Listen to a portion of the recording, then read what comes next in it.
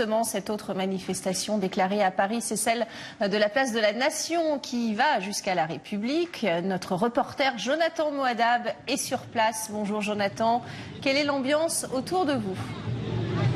Bonjour.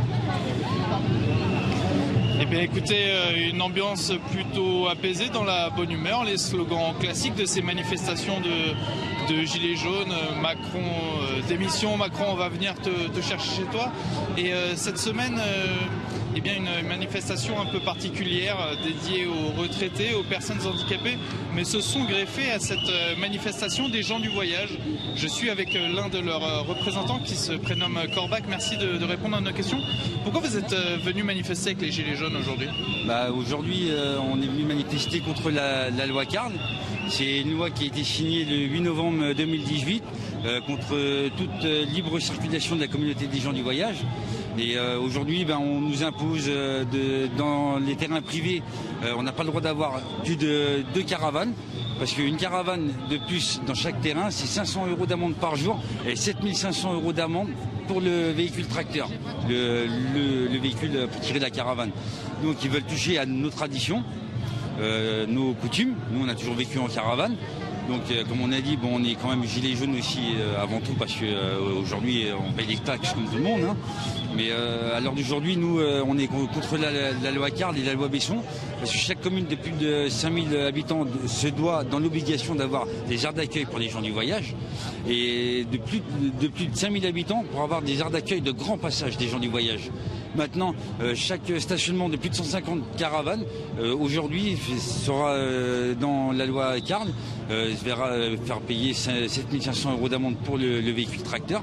Et à l'heure d'aujourd'hui, la chose qu'il y a, c'est que la loi de 1700, l'article 17 de l'article... Alors juste, pardonnez-moi de vous interrompre, mais vous venez vous greffer à une manifestation des Gilets jaunes. Qu'est-ce qui vous rapproche de ces Gilets jaunes? Parce que lors des différents actes, on n'a pas vu énormément de gens de la communauté, des gens du voyage se mobiliser auprès des Gilets jaunes. On a vu quelques-uns, quelques groupes, mais là, vous êtes présents plutôt en force aujourd'hui. Pourquoi aujourd'hui et pourquoi venir auprès des Gilets jaunes?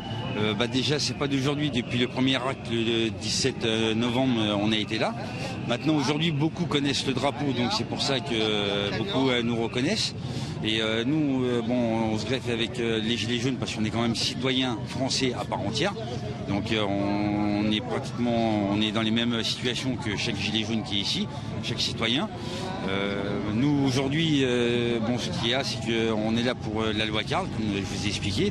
Et moi, je voulais juste revenir sur une petite chose, c'est que l'article 17 de la Déclaration des droits de l'homme et du citoyen de 1789, c'est une violation caractérisée de l'article 4 et 5 de la Déclaration des droits de l'homme et du citoyen.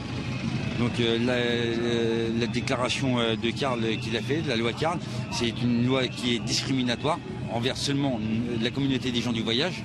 Et elle s'applique au niveau national, donc elle s'applique uniquement pour des gens du voyage.